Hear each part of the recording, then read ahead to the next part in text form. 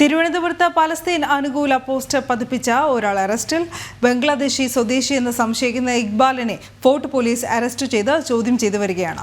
Thiruvananthapuram മണക്കാടാണ് poster പതിപ്പിച്ച സംഭവം.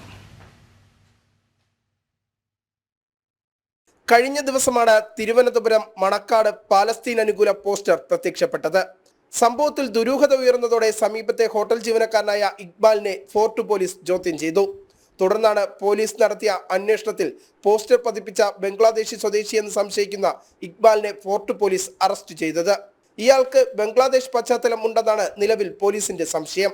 ഇക്ബാലിനെ police പിടികൂടുമ്പോഴും Palestine അനുകൂല മുദ്രാവാക്യം ഇക്ബാൽ വിളിച്ചിരുന്നു എന്നാണ് വിവരം.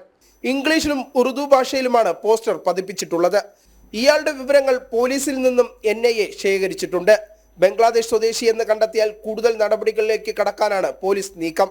നിലവിൽ പോസ്റ്റർ പതിപ്പിച്ചതിൽ മാത്രമാണ് ഇക്ബാലിനെതിരെ പോലീസ് കേസെടുത്തിട്ടുള്ളത്. വിനീഷ്, ജനം, തിരുവനന്തപുരം.